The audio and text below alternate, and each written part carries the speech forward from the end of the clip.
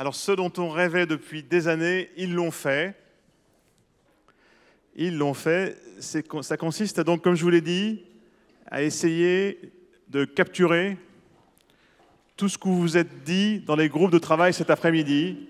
Vous avez vu qu'il y avait tout un process qui avait été mis en place avec des animateurs qui travaillent chez Kea, qui travaillent chez Oasis, avec Anne, pour voilà, capturer tout ça. Et c'est chose faite, puisqu'ils ont dans les mains un petit livret qu'on va vous remettre, qui correspond à ce que vous avez écrit et décidé de faire. Bien sûr, on va vous le distribuer, et puis on le donnera aussi à ceux qui ne sont pas là, mais qui ont bien sûr contribué. Quelques questions peut-être pour revenir finalement sur ce que vous avez peut-être vu ou compris de cette expérience. Je commence par David. Ouais. C'est la première fois que tu viens aux entretiens de Valpré. C'est ma première, c'est une découverte. Voilà. David travaille chez Oasis, qui est un de nos nouveaux partenaires. Tu as eu l'idée d'essayer d'organiser cette compilation. Qu'est-ce que tu as vu? Qu'est-ce que tu as compris? Qu'est-ce qui t'a frappé? Alors déjà, il y a une première chose qui est le plaisir d'imaginer des choses il y a 3 mois dans un bureau quelque part et de se dire dans un café, je crois. Dans un café, exactement. Un café lyonnais, et de se dire qu'aujourd'hui, tout s'est déroulé comme prévu, 17 animateurs, 7 thèmes, plus de 300 idées, et 1 heure après, c'est parti chez l'imprimeur pour une impression à 650 exemplaires que vous aurez ce soir. Donc c'était le challenge qu'on a voulu relever tous ensemble.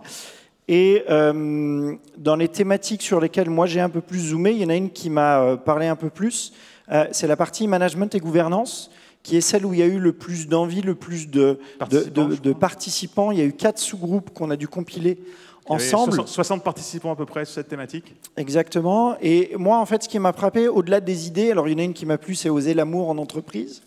Donc j'ai beaucoup aimé ça. C'était avec un grand A.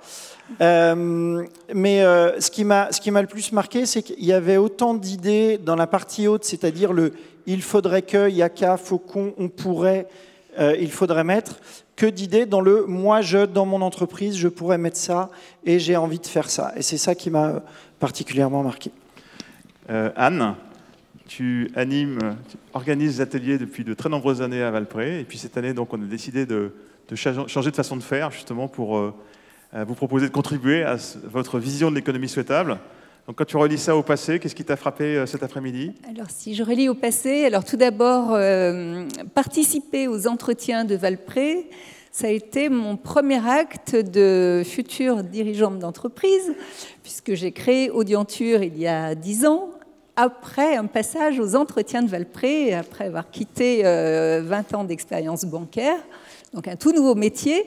Et je suis venue m'inspirer à Valpré et j'ai découvert le fonctionnement des ateliers de Valpré avec joie, puisque c'était une des rares manifestations où dans un atelier, ce sont les participants de la journée qui ont la parole. Leur parole est précieuse, leur parole est importante, quel que soit leur parcours professionnel. Dirigeants, salariés, politiciens, artistes, consultants échangent ensemble, produisent ensemble. Et alors, depuis de nombreuses années, alors je remercie à nouveau Guylain Lafont puis François Morinière de m'avoir confié l'animation, l'organisation des ateliers. Mais depuis de nombreuses années, on nous demandait à l'issue des ateliers, mais qu'est-ce qu'on va en faire? Est-ce que nos idées vont être retenues? Alors, je ne vous cache pas qu'on a essayé de nombreuses fois de faire des restitutions. Il y a eu des restitutions en plénière par chaque animateur. Il y a eu une année un clown qui est venu se promener dans tous les ateliers pour faire une restitution en plénière. Enfin, il y a eu différentes formules faites, des fois des synthèses écrites. Mais cette année, je dois dire que la proposition de David d'Oasis nous a beaucoup séduit, avec ce défi à relever de demander à tous les participants des ateliers de produire en un temps record des idées formalisées. Donc bien sûr, c'était beaucoup plus cadré que les autres années pour avoir cette matière à disposition. Et en une petite demi-heure, nous avons fait la synthèse de tous les ateliers sur l'ensemble des thématiques. Et tout ça, ça est matérialisé dans le livret. Très bien. Ouais. Alors Guillaume, toi, tu es associé Kea, donc tu diriges le bureau de Lyon. Tu as l'habitude d'animer beaucoup de groupes de travail en entreprise pour essayer de faire avancer des stratégies, de les déployer. C'est la force de Kea, de la transformation réelle. Comment tu as vécu cet après-midi? Et toi aussi, qu'est-ce que tu as perçu de différent, peut-être d'innovant, ou qui t'a surpris? Alors peut-être la première chose sur la forme, pour rejoindre un peu ce que tu disais Anne, moi j'ai été frappé par on a eu une belle démonstration, je trouve, d'intelligence collective là, au service de ce thème. Il n'y a pas de définition réellement établie sur ce thème, et je trouve que voilà, on a pu à je ne sais pas combien, 200, 250, faire remonter des propositions qui donnent une structure à ce thème. Donc je trouve que c'est une super démonstration d'intelligence collective. J'ai été frappé aussi par le dynamisme des échanges et des débats. En passant de salle en salle, c'était quelque chose qui était absolument frappant. Et mais je pense que c'est la marque de fabrique de Valpré, par l'authenticité des discussions et des propositions qui ont été faites, puisque même à des niveaux très, très personnels ou très individuels, voilà, je trouve qu'il y a eu beaucoup de vérité et d'authenticité. Après, sur le fond, Arnaud, notre président ce matin, rappelait qu'on était le premier cabinet de conseil en stratégie à être devenu entreprise à mission, et que notre mission c'était entreprendre des transformations pour une économie souhaitable. Quand on avait travaillé sur la définition de notre mission, on avait fait pas mal de recherches autour et réfléchi sur cette thématique de l'économie souhaitable, et on s'était dit qu'il y avait un certain nombre de thèmes qui étaient sous-jacentes à cela, et de transitions qu'il fallait effectuer sur plusieurs sujets. Celui du rapport au temps, celui du rapport au pouvoir, celui de la montée en conscience sur les enjeux écologiques et sociaux, et puis celui du rapport au bien commun et de redéfinition du bien commun. Et je trouve que les thématiques qui ont été travaillées cet après-midi, voilà, on était arrivé aux 9 cases, là, qu'Arnaud rappelait ce matin, ont permis d'adresser en fait une bonne partie de ces sujets, de rapport au temps, rapport au pouvoir, au bien commun, etc.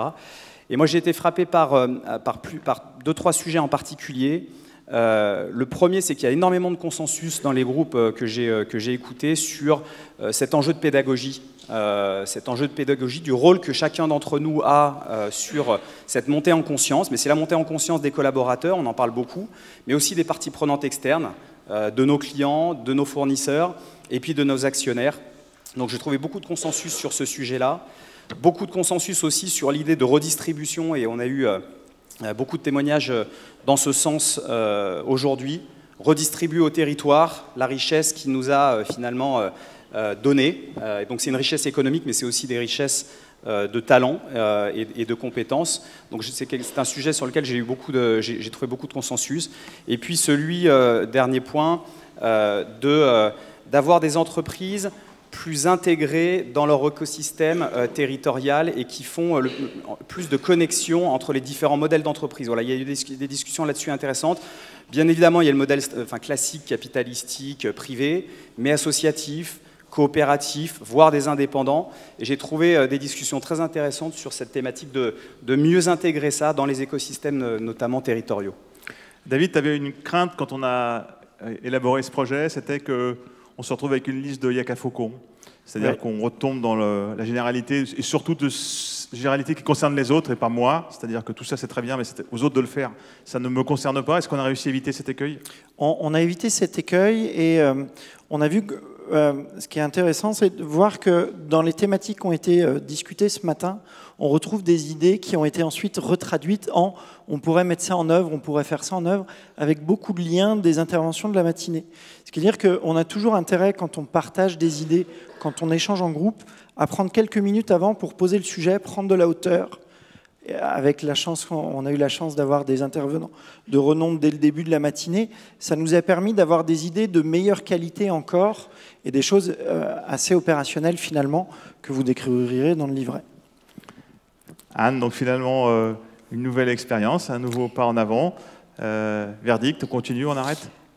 Moi, j'approuve complètement cette forme de restitution qui, j'espère, vous fera plaisir à redécouvrir.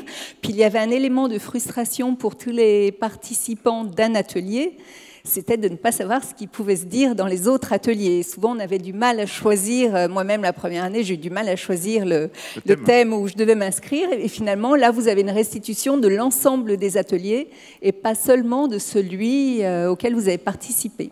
Ça, je pense que ce sera appréciable. Voilà, vous voyez à travers ces 3 témoignages aussi un peu notre philosophie. On a bien sûr besoin de tous nos partenaires et vous avez vu qu'ils sont nombreux, ils nous aident beaucoup à pouvoir organiser l'événement qui prend une ampleur chaque année plus forte. Mais ce n'est pas simplement nous faire un chèque, c'est surtout nous aider à réfléchir. Chaque année, on a des témoignages riches et en fait, c'est une façon pour nous de travailler avec eux, de s'appuyer sur eux parce qu'ils nous ont beaucoup aussi apporté. Donc merci à vous 3, ce que vous présentez. Merci à vous. Merci, et merci à vous.